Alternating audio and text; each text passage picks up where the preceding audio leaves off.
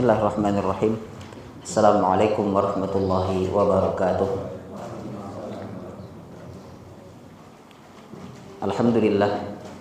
Alhamdulillahi ala ihsanih wasyukru lahu ala taufiqihi wa amtinanihi. Asyhadu an la ilaha illallah wahdahu la syarika lahu ta'ziman li sya'nih. Wa asyhadu anna Muhammadan abduhu wa rasuluhu da'i ila ridwanih. Allahumma salli alaihi wa ala alihi wa ashabihi wa ikhwani. Kaum muslimin dan muslimat, para jamaah keluarga sabarataan rahimani wa rahimakumullah. Alhamdulillah, kita memuji Allah Subhanahu wa taala yang kembali mempertemukan kita pada kesempatan malam hari ini dalam sebuah majelis ilmu. Kita membaca matan Abi Syuja', matan yang berisi penjelasan seputar fikih di atas mazhab Syafi'i, yang mana sesuai dengan kesepakatan kita di pertemuan sebelumnya bahwa untuk pertemuan malam hari ini kita akan melangkah atau melangkahi beberapa bab untuk langsung masuk ke dalam pembahasan seputar puasa, melihat kurang lebih 2 pekan yang akan datang insyaallah ta'ala, dan semoga Allah Subhanahu wa ta'ala berikan kepada kita usia, kita akan bertemu dengan bulan Ramadan, bulan di mana syariat puasa ada di dalamnya. Maka di antara cara kita mempersiapkan untuk menyambut bulan Ramadan, mempersiapkan diri untuk menyambut bulan Ramadan adalah dengan menuntut ilmu, khususnya tentang hal-hal yang berkaitan seputar puasa. Dan insyaallah ta'ala yang menjadi sumber belajar kita pada malam hari ini adalah matan Abi Syuja', Kitabus Shiyam. Ya. Sebelum kita membahas, di sini ulun ingin sampaikan sebuah catatan bahwa yang kita pelajari malam hari ini adalah hukum-hukum atau hal-hal yang berkaitan seputar puasa yang berlaku atau yang dikenal dalam mazhab Syafi'i. Sangat mungkin terjadi perbedaan pendapat dengan mazhab yang lain.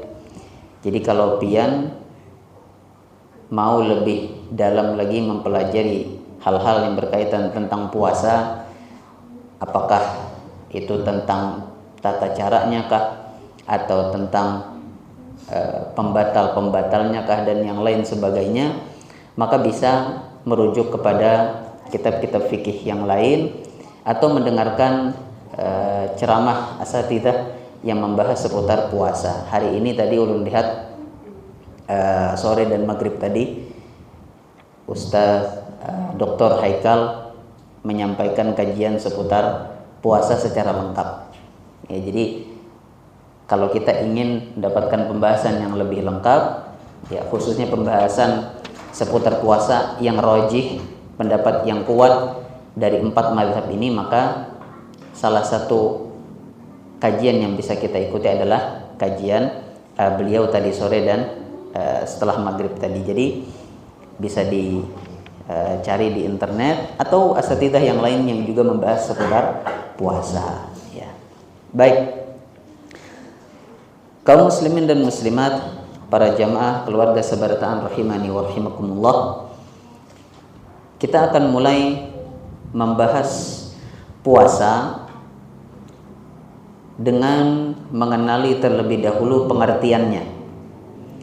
Apa yang dimaksud dengan puasa? Secara sederhana, puasa adalah sebuah ibadah dengan menahan diri dari pembatal-pembatal puasa dengan tata cara yang khusus, dilakukan oleh orang yang khusus pada waktu yang khusus. Ya, sebuah ibadah dengan cara menahan diri dari mengerjakan pembatal-pembatal puasa dengan tata cara yang khusus, dilakukan oleh orang yang khusus pada waktu yang khusus. Ya. Ini adalah pengertian puasa. Kemudian selanjutnya hukum puasa. Puasa sendiri, jamaah rahimani wa rahimakumullah, ada dua model yang masing-masing punya hukumnya sendiri. Yang pertama adalah puasa yang wajib, yang merupakan bagian dari rukun Islam, yaitu puasa di bulan Ramadan. Yang kedua adalah puasa yang sunnah, yang dilakukan pada waktu-waktu tertentu. Contohnya Senin dan Kamis, tanggal 13, 14, 15 di setiap bulan Hijriyah, atau puasa Daud di mana hari ini kita puasa, besok berbuka, lusa puasa, dan seterusnya. Ya, selang-seling. Ya, ini hukumnya sunnah. Ya. Adapun mengenai dalil puasa yang wajib, yaitu puasa di bulan Ramadan, dalil dari Al-Quran adalah firman Allah di dalam surat Al-Baqarah ayat 183. Allah Subhanahu wa taala berfirman, "Ya ayyuhalladzina amanu kutiba alaikumus shiyamu kama kutiba alal ladzina min qablikum la'allakum tattaqun." Hai orang-orang yang beriman, telah dituliskan kewajiban puasa atas kalian sebagaimana telah dituliskan kewajiban puasa atas umat-umat sebelum kalian. Hasil akhir dari puasa ini adalah agar kita menjadi sosok muslim yang bertakwa kepada Allah Subhanahu wa taala. Ya. Di antara hubungan puasa dengan ketakwaan adalah karena puasa merupakan salah satu amal ibadah yang paling rahasia yang bisa dikerjakan oleh seorang hamba.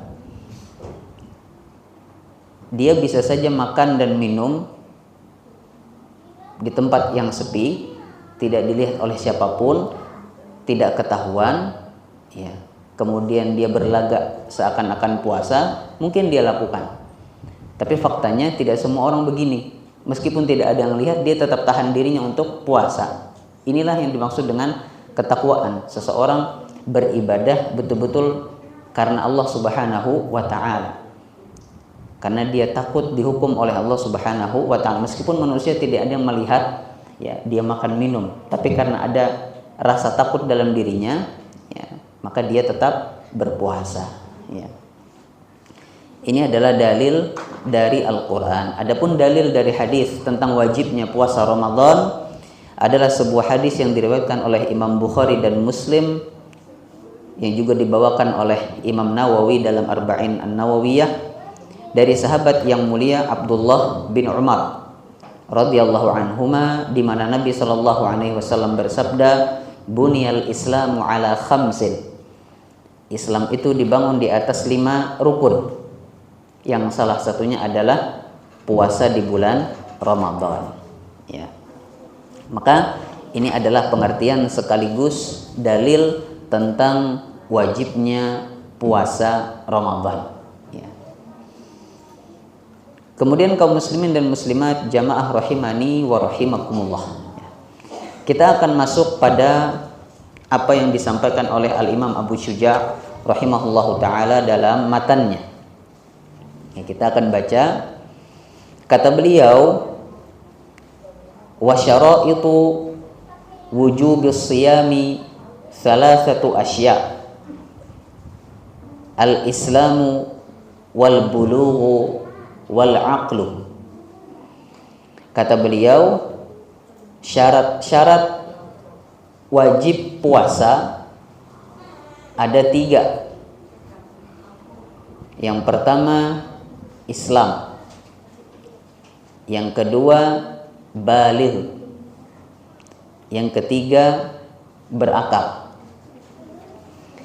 Jadi kalau ada orang dia muslim, kemudian dia sudah baligh, kemudian dia berakal, ya, artinya punya kesadaran penuh, maka dia termasuk orang yang wajib untuk mengerjakan puasa Ramadan.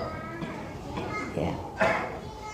Kalau seorang muslim baligh dan berakal, maka dia sudah termasuk ke dalam golongan orang-orang yang wajib melaksanakan puasa Ramadan. Kalau salah satu ini tidak terpenuhi, maka dia tidak termasuk orang yang wajib puasa. Ya. Misalnya ada orang muslim tapi dia belum baligh. Ya. Dia berakal tapi belum baligh misalnya. Maka dia tidak wajib puasa Ramadan. Atau dia muslim baligh tapi tidak berakal. Ya. Dia mengalami sakit jiwa misalnya, ya, sehingga hilang akalnya, maka dia tidak wajib puasa, tidak termasuk orang yang wajib puasa. Ya. Atau dia baligh berakal tapi bukan muslim, maka dia tidak wajib puasa. Ya. Nah, jamaah rahimani wa rahimakumullah, Imam Taqiyuddin Al-Hisni dan juga imam-imam yang lain menambahkan syarat yang keempat. Imam Abu Syuja sebutkan 3, ya, ditambahkan oleh imam yang lain syarat yang keempat. Syarat yang keempat adalah al-qudrah, kemampuan atau kesanggupan. Ya. Bedanya, kalau 3 syarat yang pertama tadi, Islam, baligh dan berakal, kalau tidak terpenuhi maka tidak ada konsekuensi apa-apa. Nah, tapi kalau syarat yang keempat ini dia tidak terpenuhi, maka ada konsekuensinya. Ya, misalnya orang muslim baligh berakal tapi tidak mampu.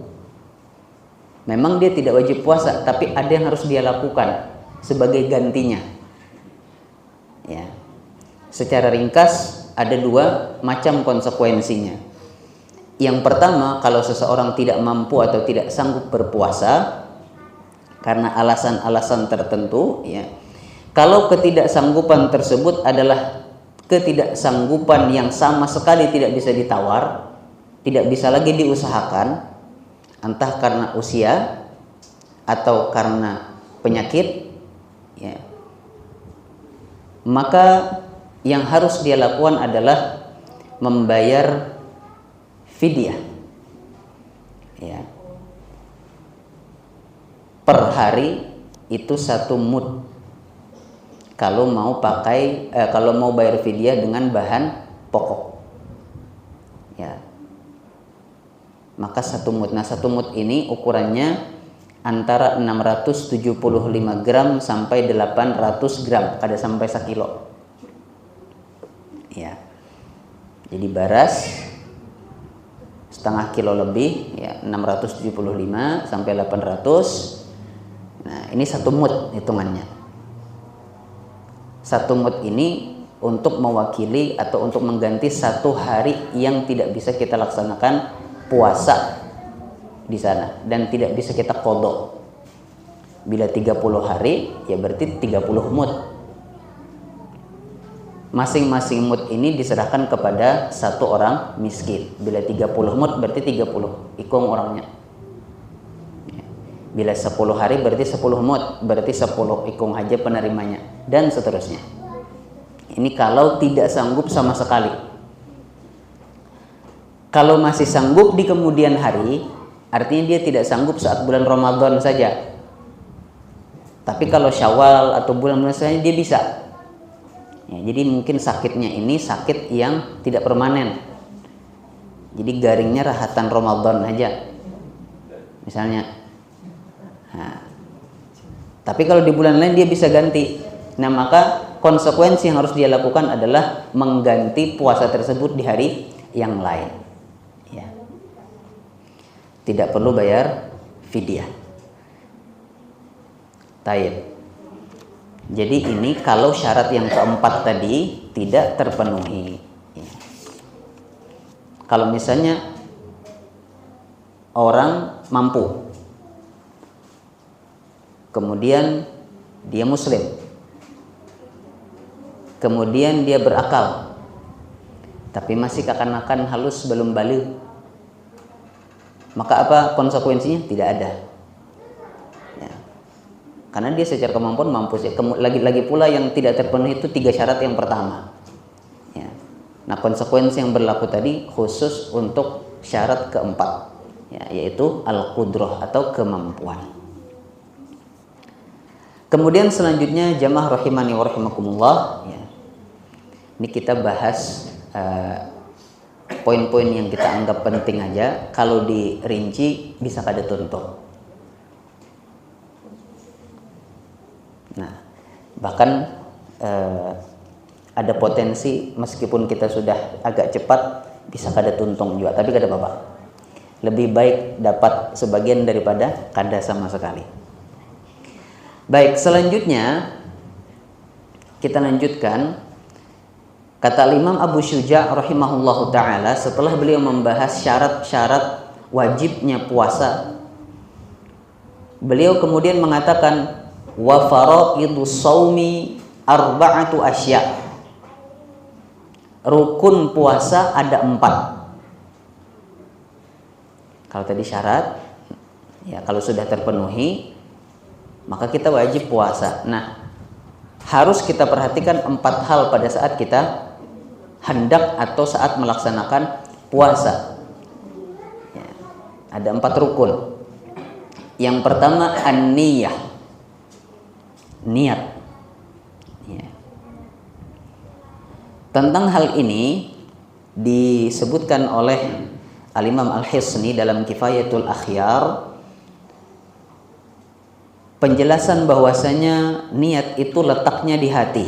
Ya, kata beliau, la yasihhu shaumu illa bin niyyah lil khabar wa mahalluha al qalbu. Tidak sah puasa seseorang kalau tanpa niat, atau kalau niatnya itu bukan untuk ibadah. Ada niatnya tapi gesan diet, ada niatnya tapi gesan menghemat bahan makanan, ya kadagasan ibadah, ya, maka tidak sah puasanya.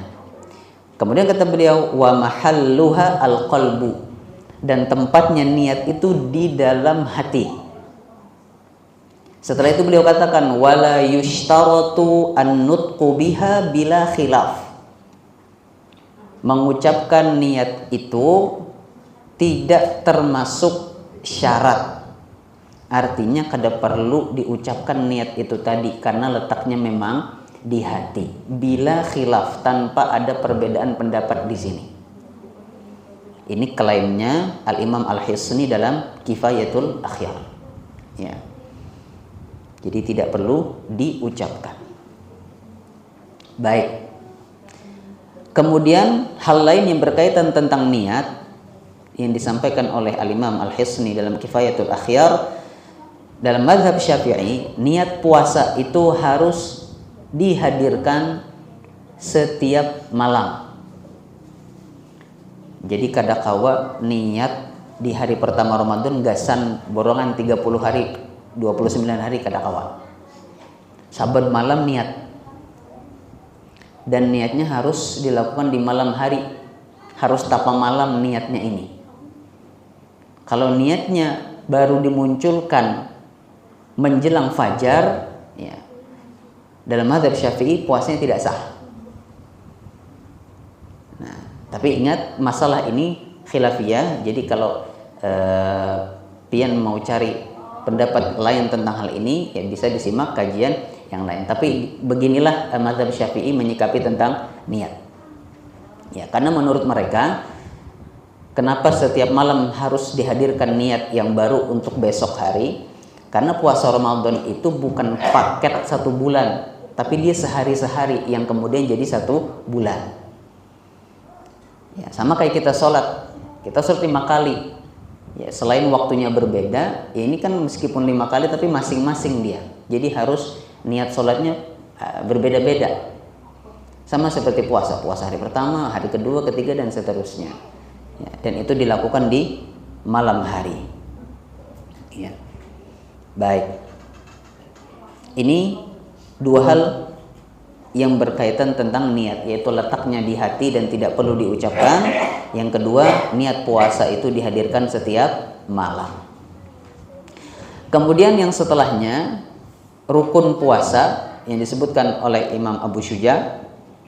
Kata beliau, wal imsaku anil akli wasyurbi wal jima'i wa ta'ammudil qaid. Rukun puasa tadi yang pertama niat, yang selanjutnya yang kedua menahan diri dari makan dan minum. Ini yang kedua dari 4 rukun puasa. Ya. Nah, tentang menahan diri dari makan dan minum ada satu hal yang perlu kita ketahui. Dijelaskan oleh Imam Hisni dalam Kifayatul Akhyar bahwa ini berlaku juga pada segala aktivitas memasukkan sesuatu dari luar ke dalam tubuh lewat jalur terbuka dengan kondisi sadar sedang puasa. Jadi meskipun yang dimasukkan lain makanan atau minuman, bila masuknya dari luar tubuh ke dalam tubuh lewat jalur-jalur normal, mulut, telinga, hidung, 2 lubang anus dan kemaluan, ya. Ini jalur yang dianggap normal karena ada yang terbuka di situ, ada lubangnya. Nah, maka ini masuk dalam kategori makan dan minum atau disamakan hukumnya dengan makan dan minum, maka harus ditahan. Ya. Sehingga ini berlaku ya minum obat ya atau memasukkan hal-hal lain yang tidak termasuk makan minum ya, tapi dia dimasukkan dari jalur normal dalam kondisi orang yang memasukkan benda tersebut ke dalam tubuhnya sadar bahwa dia sedang puasa, bukan dalam kondisi lupa. Ya. Tapi memang yang normal ya orang memasukkan makanan dan minuman. Ya, jarang juga memasukkan benda-benda asing ke dalam tubuhnya. Ya, tapi supaya kita paham bahwa yang dimaksud ini tidak hanya sebatas makanan minuman, makanya perlu dijelaskan bahwa ini berlaku untuk semua hal. Ya, berlaku untuk semua hal. Bahkan di sini disebutkan oleh Imam Hisni dalam Kifayatul Akhyar, kata beliau, seandainya seseorang memasukkan cairan ke telinganya, ya, maka ini membatalkan puasanya. Ya, kenapa? Karena ini di telinga ada lubang, ya, yang merupakan jalur masuknya sesuatu ke dalam tubuh. Ya, beda dengan mata. Mata ini bukan lubang yang ada jalur masuk sesuatu ke dalam tubuh. Dia akan terkumpul di sini. Makanya tetes mata kada bapak, tetes telinga kada kawa. Ya. Baik, begitu pula dengan hidung dan lubang anus dan lubang kemaluan. Ini sama hukumnya seperti makan dan minum. Nah, kita harus tahan diri dari melakukan hal tersebut, memasukkan apapun ke dalam tubuh kita. Ya, ini rukun yang kedua. Rukun puasa yang ketiga adalah al-imsaku anil jima', menahan diri dari melakukan hubungan suami istri. Ya. Di sini juga ada catatan tentang jima' atau hubungan suami istri. Ya. Catatannya adalah hal ini berlaku juga untuk segala aktivitas yang disengaja yang menyebabkan keluarnya air sperma dengan kondisi sadar sedang puasa. Ya. Maka berlaku juga dalam hal ini, mohon maaf, masturbasi atau onani. Jadi tidak jima saja. Ini juga membatalkan puasa kalau dilakukan, ya, karena itu rukunnya. Ya, kita harus tahan diri dari inzal, ya, atau mengeluarkan sperma secara sengaja dalam kondisi sadar. Berarti kalau kada sengaja, misalnya di tengah siang bolong bulan Ramadan, ya dia ihtilam, dia mohon maaf mimpi basah misalnya, ini puasanya tidak batal karena tanpa kesengajaan, ya, yang dilakukan oleh orang yang sedang puasa, ya. Baik, ini rukun yang ketiga, yaitu menahan diri dari berhubungan suami istri atau hal-hal serupa yang bisa memicu keluarnya air sperma. Kemudian rukun yang keempat, al-imsaku an ta'ammudil qai'i, menahan diri untuk tidak dengan sengaja muntah, ya. Jadi seseorang harus tahan dirinya untuk tidak dengan sengaja muntah. Jangan diulah-ulah supaya kita tuh muak, ya. Alasannya kenapa? Karena mungkin kita tidak terbayang di sini, buat apa juga orang puasa sengaja hendak muak. Napa kisahnya? Amun mohon maaf bekas muntahan nang tersisa di mulut ditaguk pulang asa marigat. Nah, ternyata di sini dijelaskan biasanya orang melakukan muntah dengan sengaja ada alasannya, yaitu untuk memperlemah dirinya. Dan kalau lemah, otomatis masuk ke dalam rukhsah orang yang boleh berbuka. Jadi diolahnya skenario supaya ini kau berbuka dengan melemahkan tubuhnya, ya. Nah, ini tidak boleh, ya. Seseorang tidak boleh melakukan hal ini, ya. Karena puasa itu intinya ada pada menahan diri, bukan melemahkan diri, ya. Jadi harus tetap dalam kondisi yang normal. Tidak boleh seseorang membuat skenario sehingga dia menjadi lemah sehingga dia boleh berbuka puasa, ya. Baik, jadi ini adalah 4 rukun puasa. Niat, menahan diri dari makan dan minum atau memasukkan benda-benda lain ke dalam tubuh, menahan diri dari berhubungan suami istri atau perbuatan lain yang memicu keluarnya air sperma dengan sengaja, dan menahan diri dari muntah dengan sengaja, ya. Wallahu a'lam. Kemudian setelah itu, jamaah rahimani wa rahimakumullah, kita lanjutkan perkataan Imam Abu Syuja rahimahullahu taala. Kata beliau, walladzi yuftiru bihi as-shaimu aw yafturu bihi as-shaimu 'asyratu asya'. Kemudian yang membuat seorang yang puasa itu menjadi batal ada 10 hal. Ada 10 perkara yang membuat seseorang batal puasanya. Yang pertama, ma wasala 'amdan ilal jawf, memasukkan segala sesuatu dengan sengaja ke dalam lambung atau perut. Makankah, minumkah, cairan apakah, obatkah, ya, atau yang sejenis. Intinya memasukkan sesuatu dari luar tubuh ke dalam lambung, ke dalam tubuh.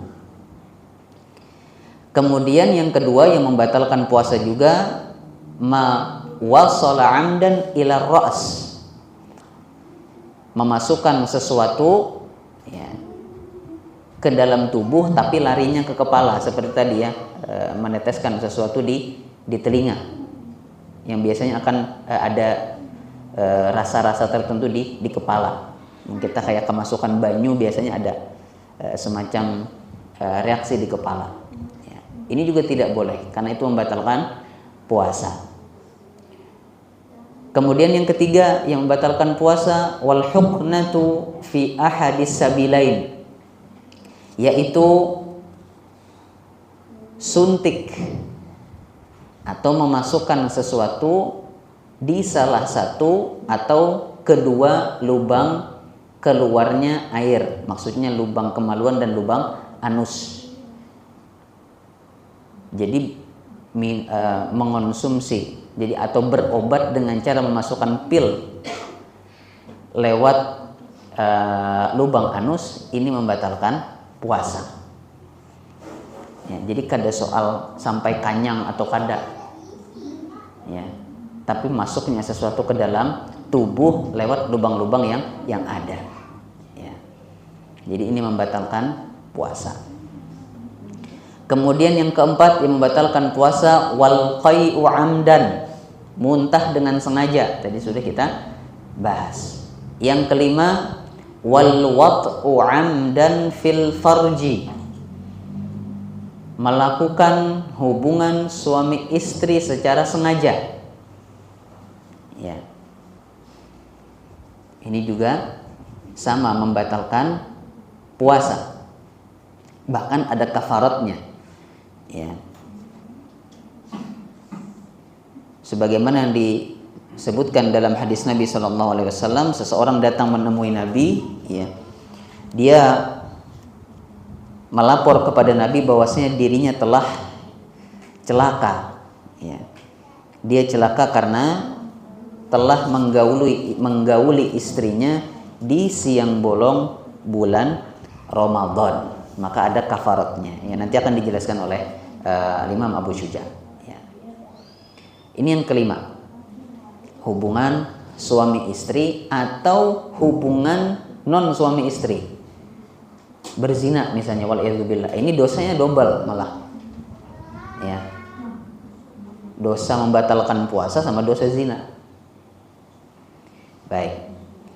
Kemudian yang keenam yang membatalkan puasa adalah wal inzalu an mubasyarah, memicu keluarnya, mohon maaf, air sperma dengan sentuhan langsung, dengan kontak langsung, ya, dengan kemaluan, sehingga terpiculah sperma hingga dia keluar. Ini juga membatalkan puasa. Kalau pada ada kontak langsung, misalnya hanya terfikirkan saja, kemudian keluar sperma dari kemaluan, ini tidak membatalkan puasa. Hanya saja kalau lagi puasa tapi mikirnya ke sana, ini akan mengurangi pahala puasa. Ya. Baik. Tapi dia tidak membatalkan puasa meskipun sampai keluar mohon maaf air sperma. Yang membatalkan puasa kalau ada kontak fisik dengan kemaluan. Baik. Itu yang keenam. Kemudian yang ketujuh, wal haidu, haid. Jadi misalnya mulai dari subuh puasa, 5 menit sebelum azan haid, batal puasanya. Mengganti di hari yang lain. Ya. Kemudian yang kedelapan, an-nifas, ya, darah yang keluar pasca melahirkan. Yang kesembilan yang membatalkan puasa, al-junun, ya, gangguan kejiwaan, ya, atau gila, ya, hilang akalnya. Dan yang ke-10, ar-riddah, murtad, ya, karena orang yang murtad bukan lagi seorang muslim yang dibebankan kepadanya syariat puasa. Nah, jadi ini ada 10 pembatal puasa. Siapapun yang melakukan salah satu di antaranya maka puasanya batal. Semakin disengaja semakin berdosa. Ya, karena membatalkan suatu amalan itu berdosa. Ya. Membatalkan suatu amalan berdosa. Baik. Ini adalah 10 pembatal puasa. Kemudian jamaah rahimani wa rahimakumullah, ya. Selanjutnya kita akan masuk ke dalam pembahasan apa saja yang disunnahkan dilakukan pada saat puasa, ya, atau sebelum dan sesudah puasa. Imam Abu Syuja' rahimahullahu ta'ala mengatakan wa yustahabbu fis shaumi salasatu asya. Disunahkan dalam puasa itu 3 perkara. Yang pertama, ta'jilul fitri, menyegerakan berbuka puasa. Maksudnya kalau sudah tiba waktu berbuka langsung berbuka, bukan korting setengah jam, ya.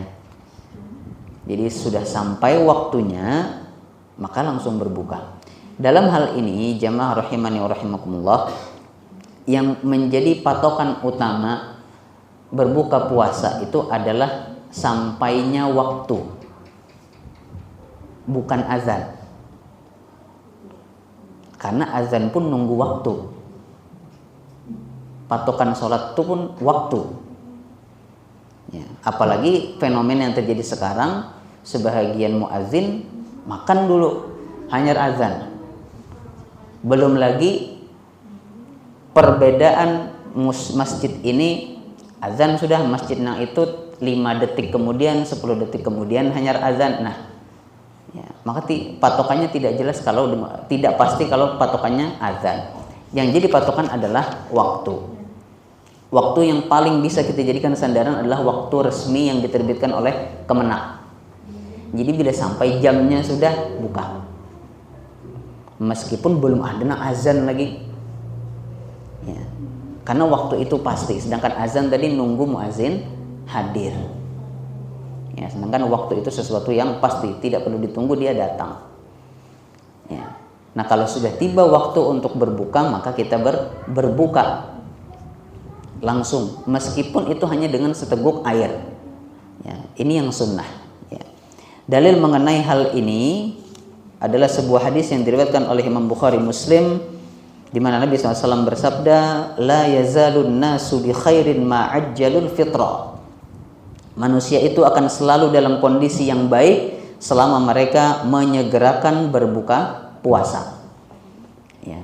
Kenapa demikian? Karena puasa itu bukan soal siapa yang paling lapar atau haus saja, tapi siapa yang paling taat kepada Allah Subhanahu wa ta'ala. Bila jar Allah buka, buka.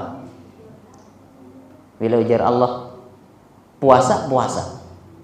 Karena inti dari ibadah penghambaan diri adalah, ya, mengikuti perintah. Ada perintahnya untuk berbuka, ya kita berbuka. Meskipun kita masih sanggup puasa sampai isya misalnya, ya, bersambung sampai isukin masih sanggup misalnya, ya. Ya, tapi bukan ini inti dari puasa. Inti dari ibadah itu adalah mengikuti apa yang diperintahkan. Nah, mengenai berbuka puasa ini, jamaah rahimani wa rahimakumullah, disampaikan juga oleh Al-Imam Al-Hisni dalam Kifayatul Akhyar, bahwa yang disunahkan untuk dikonsumsi pada saat berbuka adalah kurma, sebagaimana yang tercantum dalam sebuah hadis diriwayatkan oleh Imam Abu Dawud dan Tirmidzi, disahihkan oleh Imam Al-Albani dari Anas bin Malik. Anas bercerita, kana Rasulullah sallallahu alaihi wasallam yuftiru ala rutabatin qabla an yusalli. Rasul sallallahu alaihi wasallam itu membuka puasanya dengan mengonsumsi beberapa kurma basah, rutab, sebelum beliau sholat, ya. Jadi buka puasa dulu baru sholat, ya. Fa in lam takun rutabatun fatamarat. Kalau tidak menemukan rutab, kurma basah, maka tamarat, kurma yang kering. Fa in lam takun tamaratun hasawatin min ma.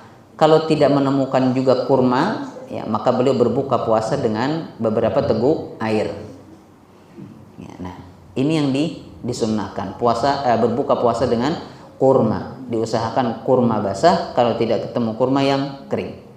Kalau tidak punya kurma atau tidak suka dengan kurma, bisa dengan beberapa teguk air. Nah, di sini jamaah rahimani wa rahimakumullah, kita rancak mendengar berbukalah dengan yang manis. Disebutkan oleh Al-Imam Al-Hisni dalam Kifayatul Akhyar, beliau menukil perkataan Al-Imam Ar-Ruyani. Kata Imam Ar-Ruyani apa? In lam yajidit tamra fa'ala hulwin. Kalau seseorang tidak menemukan kurma untuk berbuka puasa, maka berbukalah dengan yang manis. Tapi berbuka dengan yang manis ini lain sunnah. Itu hanya pilihan kalau kita tidak punya kurma. Yang sunnah tetap kurma. Jadi satrup nampak itu kada sunnah. Cuman kalau hendak mengonsumsi yang manis ya silakan. Hanya saja yang sunnah dia adalah kurma. Ya, nah kenapa Imam Ar-Ruyani ini menganjurkan demikian? Karena pada saat puasa tubuh kehilangan banyak energi, ya, dan untuk mengembalikan energi dengan cepat, maka dianjurkan untuk mengonsumsi yang manis sehingga dia bisa sholat maghrib, ya, dengan penuh kesiapan. Ya. Jadi yang sunnah buka dengan kurma, ya. Tapi kalau mau berbuka dengan yang manis tidak mengapa. Nah, masing-masing ada apa juga, ya, bebas saja. Tapi kalau mau sunnah dengan kurma. Baik. Wallahu a'lam. Kemudian kita pindah pada hal yang disunahkan yang kedua bagi seseorang yang hendak berpuasa, yaitu wa ta'khirus sahur, mengakhirkan sahur. Ya. Jadi sahur mendekati terbitnya fajar shadiq. Ya. Tapi ini harus menyesuaikan dengan porsi makan kita. Mun banyak jangan, tapi pina beparak lawan azan kada sawat. Ya. Jadi kita bisa atur waktunya yang paling ideal. Ya. Apakah setengah jam sebelum masuk waktu subuh, atau 45 menit, atau 15 menit aja, ya, kita yang tahu dengan selera kita. Jadi sesuaikan. Kemudian hal ketiga yang disunahkan bagi seorang yang berpuasa adalah watarkul hujri minal kalam, meninggalkan perkataan-perkataan yang tidak ada manfaatnya. Ya. Jadi selama berpuasa kita disunahkan untuk meninggalkan ucapan-ucapan yang tidak ada manfaatnya, apalagi sampai mendatangkan dosa. Ya, seperti ghibah, namimah, ya, berkata dusta, ya, persaksian palsu, dan yang lainnya. Ya, seseorang harus menjaga lisannya pada saat berpuasa. Kenapa? Karena kata Nabi SAW, man lam yada' qawla zuri wal amala bihi falaysa lillahi hajatun fi an yada'a ta'amahu wa syarabah. Siapa yang tidak meninggalkan perkataan dusta, maka Allah Subhanahu wa ta'ala, ya, tidak perlu lagi terhadap puasa dan tidak perlu lagi terhadap puasanya orang ini. Ya. Allah Subhanahu wa ta'ala hanya akan menerima puasanya tapi tidak memberikan pahala kepadanya. Ya. Pahalanya terkikis dengan lisan yang tidak terjaga tadi. Ya. Sehingga seseorang hanya mendapatkan lapar dan haus pada saat puasa, tidak mendapatkan pahala. Ya, maka ini kerugian yang besar. Ya, jadi ini adalah ketiga hal yang disunahkan dilakukan pada saat berpuasa. Ya. Kemudian setelah itu, jamaah rahimani wa rahimakumullah, kita akan lanjutkan pembahasan selanjutnya. Berkata Imam Abu Syuja' rahimahullahu ta'ala, setelah membahas hal-hal yang disunahkan pada saat berpuasa, beliau melanjutkan wa yahrumu siyamu khamsati ayyam. Haram hukumnya puasa pada 5 hari berikut, yaitu al-idani, 2 hari raya, Idul Fitri dan Idul Adha. Haram puasa pada kedua hari tersebut. Yang puasa pada hari itu berdosa. Ya, nah ini lagi-lagi menjadi bukti bahwa ibadah itu tergantung diperintahkan atau tidak. Ya, bukan menurut kita, ini orang bersenang-senang dengan makan minum di hari raya, saya mau tetap berpuasa. Tidak demikian. Ya, karena ibadah itu tentang seberapa taat kita kepada Allah Subhanahu wa taala. Ya. Kemudian wa ayyamut tasyriqis salasah, 3 hari tasyrik. Ini juga diharamkan puasa di sana. Ya. 3 hari tasyrik itu 11, 12, 13 bulan Zulhijjah. Ya. Ini seseorang tidak boleh berpuasa pada ke-5 hari tersebut, 2 hari raya dan 3 hari tasyrik. Seseorang yang puasa pada hari tersebut maka berdosa. Berdosanya dia bukan karena puasanya, tapi karena melanggar ya perintah Allah Subhanahu wa taala untuk mengikuti perintah Rasulnya, karena Rasul perintahkan pada hari-hari tersebut untuk makan dan minum. Ya. Baik. Kemudian setelah itu kata Al-Imam Abu Syuja' rahimahullahu taala, wa yukrahu shaumu yaumi syak illa an yuwafiqa 'adatan lah. Makruh. Nah, tapi makruh di sini maksudnya haram. Ya. Makruh di sini maksudnya haram. Haram juga puasa pada hari keragu-raguan. Ini biasanya terjadi pada akhir-akhir bulan Sya'ban. Seseorang yang terlalu khawatir jangan-jangan besok sudah Ramadan nih. Ya, karena dia merasa tidak sempat untuk mengecek hilal hari ini, dia khawatir, akhirnya dia besok puasa, takut besok sudah Ramadan aslinya. Ya. Nah, puasanya orang seperti ini pada hari tersebut, ini puasa yang tidak tepat. Ya. Bahkan sahabat yang mulia Ammar bin Yasir mengatakan, barang siapa yang berpuasa pada hari syak, hari ragu-ragu, maka telah berbuat kemaksiatan kepada Nabi Muhammad SAW. Karena Nabi perintahkan apa? Sumu li ru'yatihi. Puasalah kalian kalau melihat hilal. Kalau masih ragu, ya berarti tunggu. Ya. Nah ini. Kecuali kalau ada orang yang memang pada hari akhir-akhir bulan Sya'ban itu tadi memang bertepatan dengan kebiasaan puasa sunnahnya. Seperti bertepatan dengan hari Senin, bertepatan dengan Kamis, atau bertepatan dengan puasa Daudnya tadi misalnya, maka tidak masalah puasa, karena puasanya tidak dalam rangka jaga-jaga jangan-jangan sudah masuk bulan Ramadan tadi. Ya. Tapi kalau niat puasa untuk jaga-jaga, ya, padahal hal ini menyelisihi sabda Nabi SAW, maka puasanya itu tidak sah dan berdosa. Ya. Baik. Tadi namanya puasa hari ragu-ragu ya, saumu yaumi syak. Para ulama sebagian sangat keras terhadap hal ini. Ya.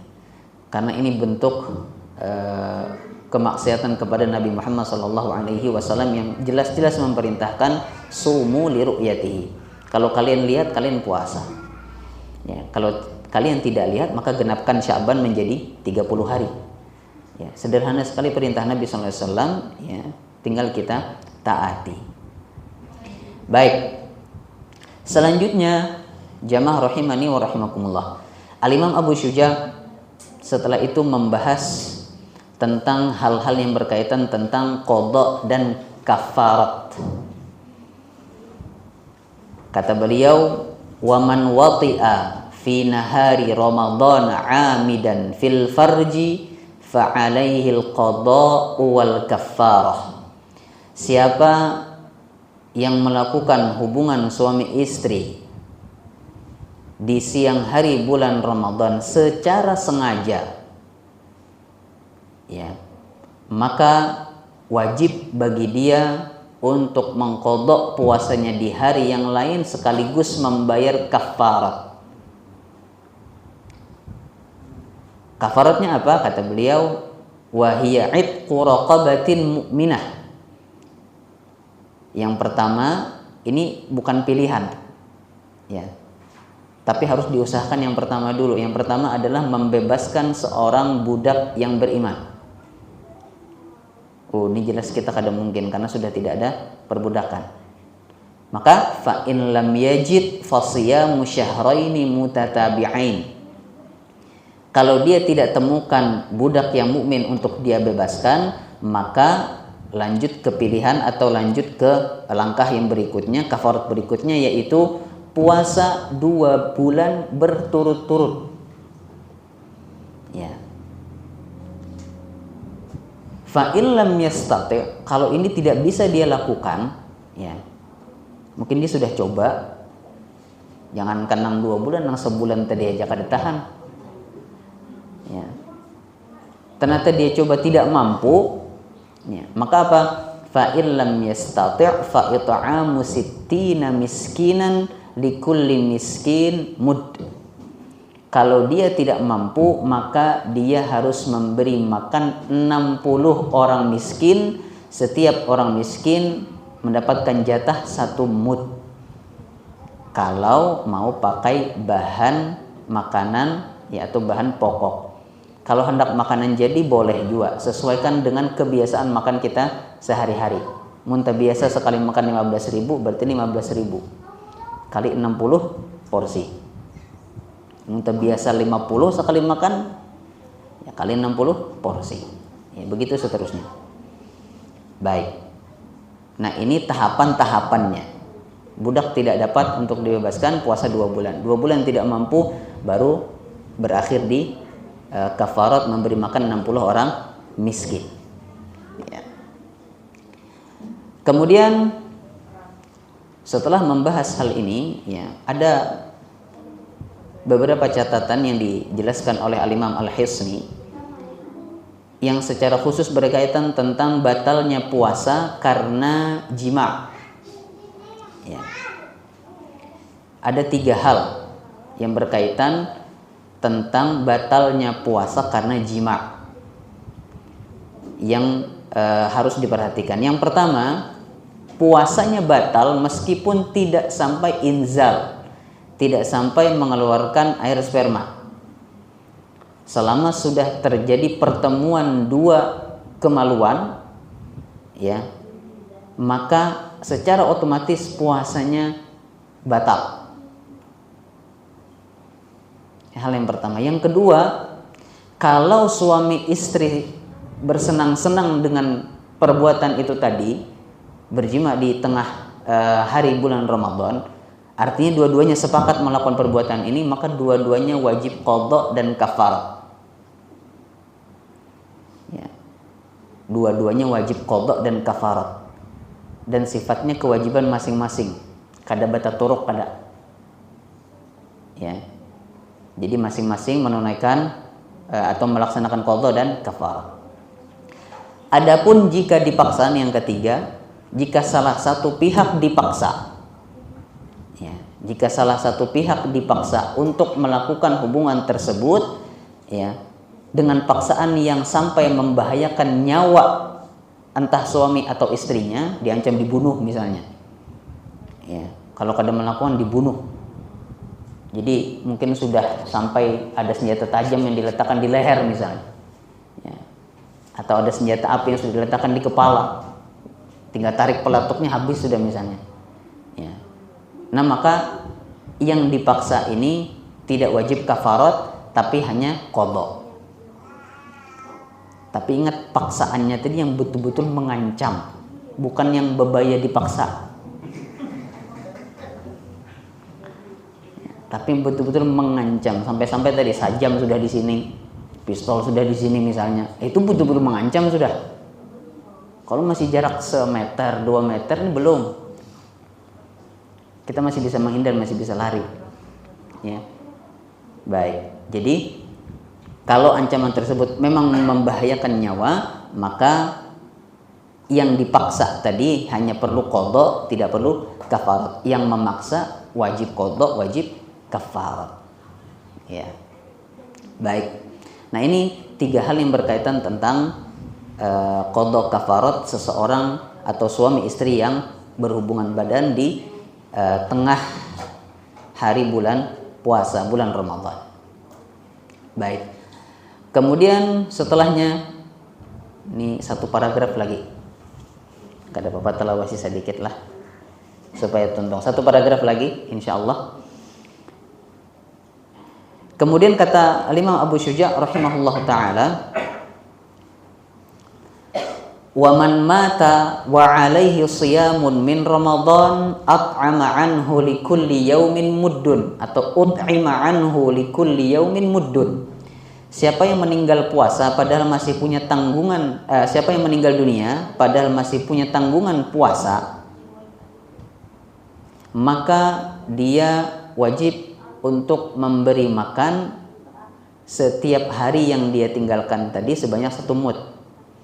Tapi jamaah rahimani wa rahimakumullah, ya, para ulama Syafi'iyah menegaskan bahwasanya ini pendapat yang lemah yang ada dalam mazhab Syafi'i.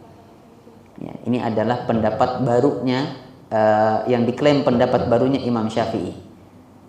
Yang benar yang mana? Pendapat yang lama. Pendapat yang lama dikatakan bahwasanya kalau ada seseorang punya tanggungan puasa kemudian meninggal dunia, maka walinya yang menggantikan puasanya. Ya. Keluarganya misalnya. Ya. Atau boleh juga orang lain tapi atas sepengetahuan keluarga orang yang punya tanggungan puasa tadi. Ya. Tapi yang paling afdal yang menggantikan ya keluarganya. Ya, menggantikan puasanya adalah keluarganya. Baik. Kemudian setelah itu, jamaah rahimani wa rahimakumullah, kata beliau, wasyaikhu in ajaza 'anis shaumi yuftiru wa yut'imu an kulli yaumin mudda. Seorang yang tua renta yang tidak mampu berpuasa. Kalau tua renta tapi mampu, maka dia puasa. Ini tua renta yang tidak mampu untuk berpuasa, maka dia boleh berbuka, kemudian setelah itu membayar fidyah. Ya. Selama hari yang dia tinggalkan. Kenapa langsung ke fidyah? Kenapa kada qadha? Ya karena sudah kada qawa lagi tadi. Ya, sudah tidak mampu lagi untuk berpuasa kapanpun, sehingga langsung ke fidyah. Ya. Baik, dan fidyahnya tadi sudah disebutkan per hari memberi makan 1 orang miskin sebanyak 1 mud, ya, atau 1 porsi makanan jadi yang biasa kita makan. Boleh kada langsung sehari itu gasan 30 hari, misalnya 30 orang miskin 30 porsi boleh? Boleh. Ya, tidak ada masalah. Kemudian setelah itu kata beliau, wal hamilu wal murdi'u in khafata ala anfusihima aftarata wa alaihimal qada'u wal kaffarah an kulli yaumin muddun wa huwa ritlun wa thulusun bil iraqi. Wanita yang hamil dan sedang menyusui, kalau khawatir pada saat berpuasa nanti akan membahayakan diri mereka, maka mereka boleh berbuka dan wajib mengqadha plus kafarat. Kafaratnya seperti fidyah tadi. Ini pendapat Syafi'iyah. Kalau pendapat yang lain kan qadhanya tidak perlu, cukup fidyah saja. Nah, tapi dalam masalah ini ada rincian dalam mazhab Syafi'i yang wajib qadha dan kafarat ini, ya, kalau seandainya kondisi wanita hamil atau menyusui ini tadi sedang khawatir akan keselamatan dirinya sendiri, bukan keselamatan anaknya. Nah, tapi kalau yang dikhawatirkan adalah keselamatan janin yang dikandung atau keselamatan buah hati yang sedang disusui, di mana masa menyusui biasanya 2 tahun, masa hamil 9 bulan, dan ada potensi dia tidak bisa ganti selama itu, kan yang dikhawatirkan anaknya. Ya. Maka wanita yang seperti ini yang khawatir keselamatan anaknya cukup membayar kafarat atau fidyah saja, tidak perlu qadha. Ya. Karena yang dikhawatirkan keselamatan anaknya, yang otomatis kalau hamil harus tunggu sampai lahir, itu pun lanjut menyusui. Ya. Jadi jelas tidak bisa qadha. Ya. Dan kalau menyusui itu tadi paling tidak 2 tahun baru disapi. Ya. Nah, maka hanya perlu untuk fidyah atau kafarat langsung saja, tidak perlu qadha. Beda kalau yang dia khawatirkan adalah keselamatan dirinya sendiri, maka ini qadha iya, kafarat atau fidyah iya. Baik. Kemudian di akhir paragraf ini sekaligus menjadi penutup bahasan kita malam hari ini insyaallah taala, Al-Imam Abu Syuja rahimahullah taala mengatakan wal maridu wal musafiru safaran tawilan yuftirani wa yaqdiyani. Seorang yang sakit dan juga musafir yang safarnya itu panjang, safar yang berat, maka boleh untuk berbuka dan hendaknya mengqadhanya, menggantinya di hari yang lain. Ya. Nah, di sini yang sakit, ya, ini boleh langsung berbuka, tapi khusus musafir pastikan safarnya itu berat, safarnya tadi panjang. Ya. Jadi patokannya bukan jarak bolehnya qasar sholat, tapi berat atau ringannya safar di sini. Memparah aja tapi beratnya luar biasa, misalnya membahayakan keselamatannya, dia boleh berbuka. Tapi bila jauh tapi nyaman-nyaman aja, misalnya berpesawat, berkereta, ya, tidak membahayakan keselamatan dirinya, maka ya dalam hal ini dalam mazhab Syafi'i tidak diperkenankan untuk berbuka. Ya. Baik. Tetapi sekali lagi yang kita bahas ini hanya dalam lingkup mazhab Syafi'i. Tentu saja ada perbedaan pendapat dalam hal-hal yang tadi kita sebutkan, maka nanti bisa kita lanjutkan belajar ya dari asatidzah yang lainnya. Tapi kurang lebih jamaah rahimani wa rahimakumullah, inilah hal-hal yang berkaitan tentang puasa secara ringkas yang bisa kita bahas dari matan Abi Syuja. Ya, mudah-mudahan ini paling tidak bisa menjadi dasar kita dalam beramal pada saat bulan Ramadan nanti, ya, supaya puasa kita, aktivitas kita di bulan Ramadan yang akan datang ini insya Allah betul-betul dibangun di atas ilmu, dibangun di atas pengetahuan terhadap tata cara pelaksanaan puasa dan hukum-hukum yang berkaitan dengannya. Ini yang bisa kita pelajari pada kesempatan malam hari ini. Salah dan kurangnya ulun mohon maaf yang sebesar-besarnya. Wallahu a'lamu bishawab. Barangkali ada yang bertanya maka ulun persilakan.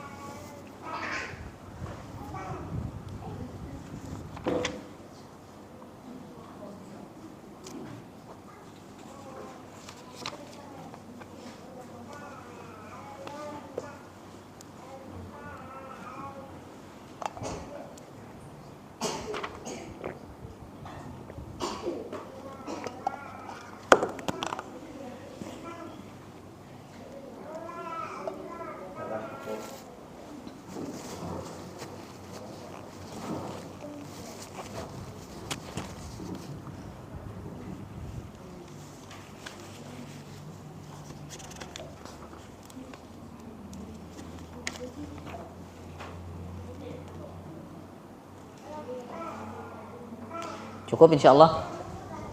Oke. Baik, ini saja berarti untuk pertemuan kita malam hari ini. Insyaallah di kesempatan mendatang kita akan lanjutkan kembali membaca matan Abi Syuja, dan pembahasan tentang puasa ini karena tetap akan kita bahas lebih rinci ya. Jadi untuk saat ini memang pembahasannya ringkas, tapi nanti kita kembali lagi ke pembahasan tentang bersuci, kemudian dilanjut sholat dan seterusnya. Bertemu lagi dengan pembahasan ini, baru kita akan sampaikan hal-hal yang lebih rinci. Ya, insyaallah taala. Wallahu a'lamu bissawab. Kita akhiri dengan kafaratul majlis. Subhanakallahumma wa bihamdik, asyhadu an la ilaha illa anta, astaghfiruka wa atubu ilaik. Assalamualaikum warahmatullahi wabarakatuh.